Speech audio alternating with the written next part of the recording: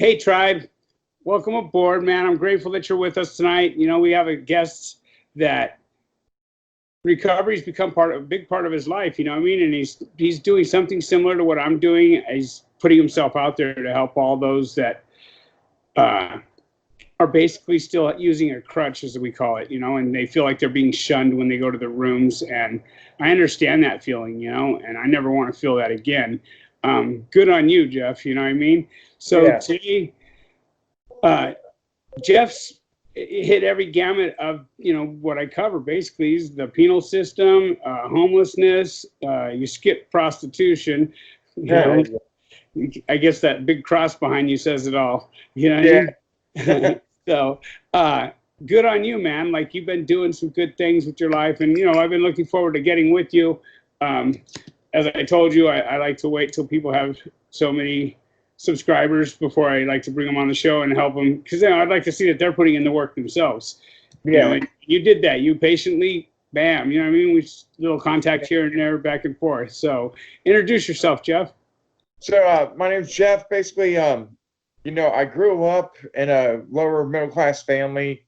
My mother was an addict, and I had an older brother who was an addict as well. So by the time I was like, at age 7, I had 2 addicts in my life.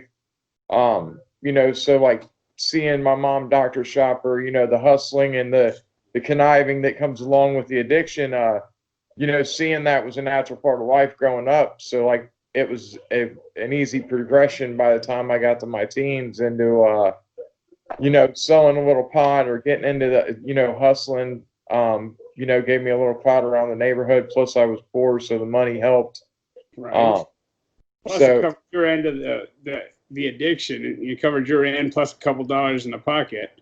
Yeah, well, and I think it's, I always said I was addicted to that as much as some of the addiction to the actual chemicals, because like, it gives you a little bit of power. Plus, you know what I mean? It's like, because addicts, we have that power control issue already, and insecurity and everything. So it helps fill all that for us. But I used to tell people after they'd score for me, they'd want to hang out with the Connect, right?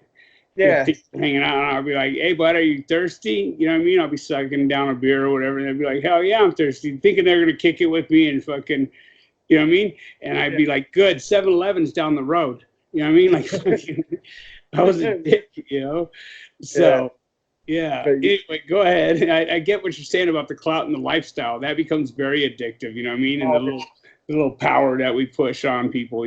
So go ahead.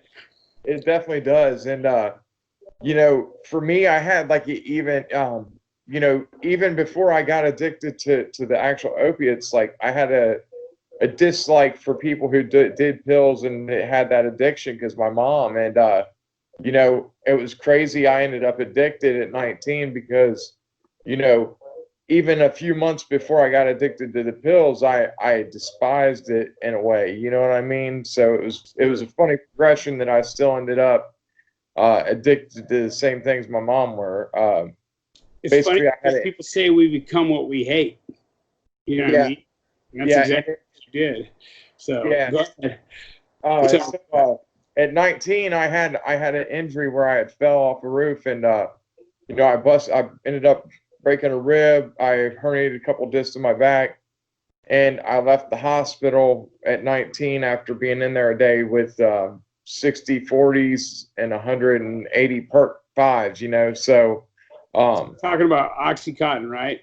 Yeah. It was just it was an all bad situation.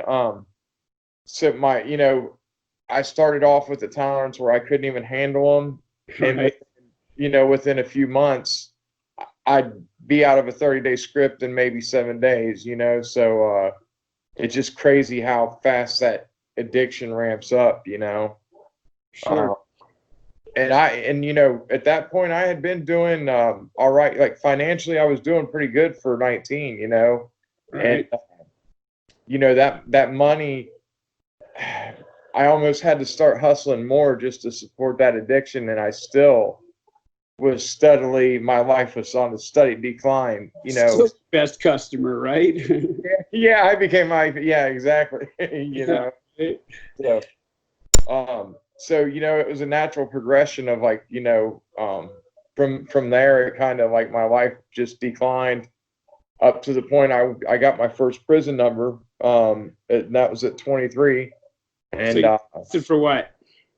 it was for drug possession, felony drug possession, and basically I was facing a case where they tried to bump they tried to overcharge me um to get you to plead to the original normally. So like with mine, like since I tried to get rid of the coke I had, they tried to add tampering with evidence to the How'd you case. try and get rid of it? Eat it? Shove it up your butt? What'd you do?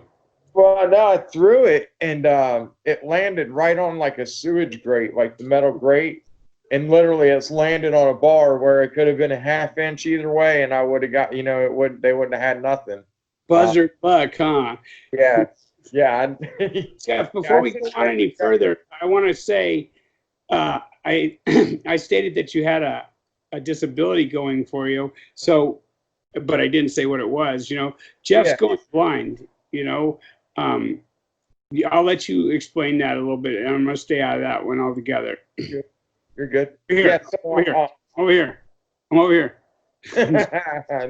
Anyway, so yeah, my site's going. I was dealing with that my last bid a lot more because my site started to go a lot in my mid-20s, and basically I have like 15% of the field of vision that a normal person has, which means like I have like a small 2 to 3 inch tunnel of vision that I could see clearly in, and that's pretty much it. So this is caused from getting smacked in the back of the head, or no, it's a genetic eye disease. Actually, my brother has it as well. It just runs. Yeah, I just was blessed with great genes, I guess. right? Not by Levi's. Yeah. So, but I mean, and life's what you make it with whatever situation. So, For sure, bro. Respect, for sure. that's one thing. Like I told you, getting into the rooms helped me realize, just because I was losing my sight, life wasn't over, But so yeah, I went into prison, like I said, at 23, and that really wasn't a wake up call for me. At that point, I wasn't ready. I came back out and kind of went right back into everything really fast. Right. How much time did you do on that first one? I just did 11 months. 11 months on what kind of a sentence? It was basically they sentenced me to it was 12 months. It was a felony 5, and basically the way it fell out was I was charged with a felony 3 and a felony 5, and basically they dropped the 3 for me to plead to the 5. You know what I'm saying? That way they were able to max me out on the 5. So you don't have to have like a year and a day to go to your prison. So also just from the East Coast, right? So yeah, I'm from Ohio, so it's East Coast, Midwest, kind of right in the middle there.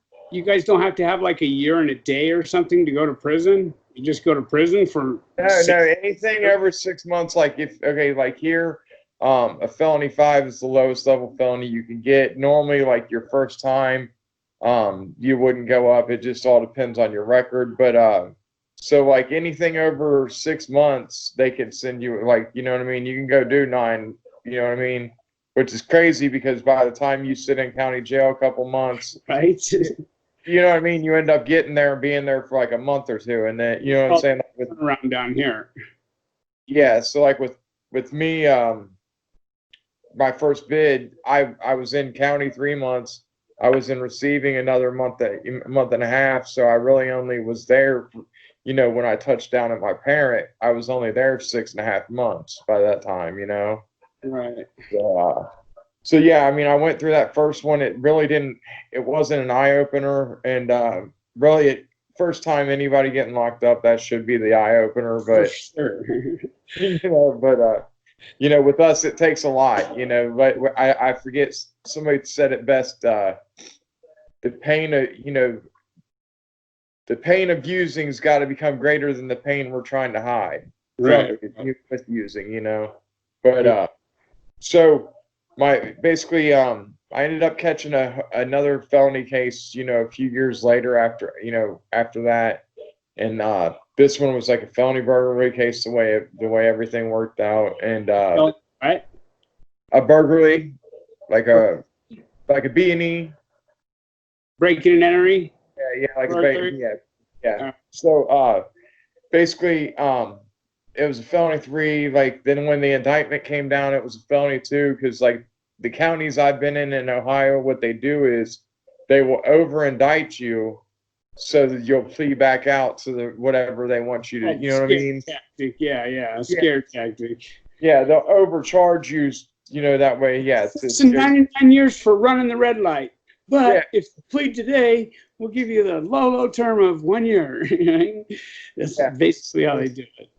That's exactly what they do, and it's sad because I mean that's what made they have like a 95% conviction rate because everyone's too scared to actually take their stuff to trial. So yeah, don't get me started on the legal system. We'll be a whole video on that, man. Right? But so my last bid, man, was tricky because I was dealing with losing my sight and learning how to get around and big crowds of like it's 20, like the camp I was in had over 2,000 people, so like it was a big like 10-acre compound, so like I was learning how to get around with dealing with this loss of vision that I was dealing with, in the craziest environment possible to do it in. You know what I'm saying? Let me ask you, did you have to wear any kind of like a special vest or anything along those lines? Because here in California, if you're deaf or you're blind, it's because we have a no warning shots situation. I mean, as soon as you walk into reception, it says warning, no warning shots. So if you have a handicap out here, say you're deaf or you're blind or something, they make you wear a vest. Do you have to do anything like that? No, that's the craziest thing. When you said it, it makes sense that when you say it like that. But when you first said that, that threw me off because like people will ask me like, well, where'd they send you to prison at? Like they have a special prison for people with disabilities, and that's Right. not the case. I went I went to Chillicothe my first, my last bid. Basically, my first bid was Noble. I really didn't have the disability at that point, but like my brother went to North Central, so like they don't have no special prison set up to house people with disabilities or nothing. That you just get put wherever you get put, like anyone else. Right. So I don't know if you ever caught my video where some shit went down with the police and I was about to get pummeled. You know what I mean? It was about to put flashlight therapy on me, and I told him I'm 50% deaf in one ear. You know what I mean? I can't hear it. You know what I mean? So I ended up having to wear a vest in the county jail. You know what I mean? They're like the little ones that the road service people wear. You know what I mean? It says deaf on the back. It's bright orange. So that way the sheriffs know not to fuck with you if you don't hear them or something, Yeah. I got called out on it the following morning by a cop that knew me, by a sheriff that actually knew me. He's like, that fucking dude ain't deaf. You know what I mean? So yeah, go ahead. So like I pretty much got sent to a regular prison like anyone else would, So trust me, if you got any type of health issues, they do not have an issue putting you in prison or lockup. I'll never forget my first time going in and seeing like people on ventilators, and stuff in the county jail, So like people just seem to think that they don't do that, and that it definitely happens. But so my last bid was tricky, man. I went, I observant person. I learned to feel my environment out. So I mean, I always did good, doing time. I could get into my little bid mode and do my thing. Now I did have some issues in Ohio. The gangs, like the politics are different. It's normally like there. It's more like city. Gangs are kind of broken up by city. Cities in Ohio. There are like the bigger gangs, but it's definitely a different beast completely out here. It's it's a lot more integrated than what you guys have. So like I was telling you, first time we talked, I did have some issues where like I had I kind of got into it with a guy who was affiliated with a gang, had some words with him, and you know, I did end up getting jumped through my last bid, which was, you know, it was tough to deal with because I mean, that was a pill I had to swallow. Like, I ended up having to still live in that dorm, you know, after I got packed, you know, rat Wait a packed by You're you guys. telling me that a couple of dudes jumped a blind guy? Yeah, yeah. I mean, don't get me wrong. I'm not, you know, I kind of was aggressive in the situation, but yeah, yeah. Like I thought I was going, you know, I called this guy out for throwing something, you know, at me, and So you you know, was willing to go heads up with dude. yeah, I thought we were shooting ones, you know, because he got all loud, you know, like, oh, I'll see you in the bathroom, you know, and he Right. takes off through the dorm and goes to the bathroom. So I'm thinking, I'm going just to handle my business with this guy. And literally, when I go in the bathroom, like, you go in the bathroom and it's like showers are to the left, you know, and then urinals and you know, toilets are to the right, and dude's standing back in the back by the toilets. And I go to, you know, go in that way to shoot, you know, to square up with him, and I didn't even get to square up before I had like two of his buddies like jump on my shoulders, and Cowardly shit right there, my boy. yeah, I tried to scoop the one that I originally was fighting with, and you know, they got me. I mean, but you know, it's part of life in there, man. You might, I mean, unless you're gonna, you know, roll it up over somebody beating you up. I mean, what are you gonna do? You got to live with the guys. Oh, What happens, you know? I mean, so we have a joke out here, you know what I mean? It'd be like, hey, bro, you might want to roll it up. Why's that? Man, the dude in the wheelchair is looking for you, you know?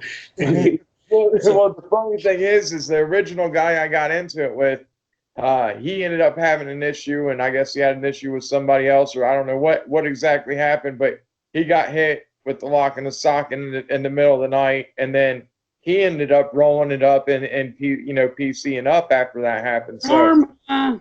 yeah, yeah, there's karmic debt for sure, you know. So you know, and like I said, you know, that's just what you got to deal with. If you're gonna put yourself in prison, man, unless you're gonna, you know, you got to deal with, you know, getting in a fight with somebody. You're gonna have to live with them after it happens, you know, and just what it is, man. You Yeah, know. if you get caught out here, they make you sign like a marriage creed. You know what I mean? Like if you get caught and you both go to the hole and you guys have to sign a marriage certificate stating that you guys can live together on the yard together. You know what I mean? And Yeah, so it's ridiculous, you know. that's But crazy, man. that's so cowardly of them to jump you like that, my boy. You Yeah, know, were they of your race, may I ask? yeah, yeah. That's well. What's crazy is like the group they were affiliated with, like, was the guy you know, one of the guys I grew up with and stuff. He kind of started the whole thing off. He had, you know, he kind of ran that car, you know. So you know, once he found out what happened, he, you know, it was definitely a wrap for the one guy that, you know, that it all kicked off over, because, you know, dude knew my situation. He knew I was losing my sight. And then, you know, he finds out these guys that are rolling in his, you know, in his group done jumped his, you know, a buddy of his who's losing the sight. So, you know, yeah, it gave me a definitely, you know, I don't have a whole lot of respect, you know, like, I mean, I don't have a whole lot of respect for guys who ain't willing to just to get down and shoot ones, you know, anyway, it's, you know, like, but,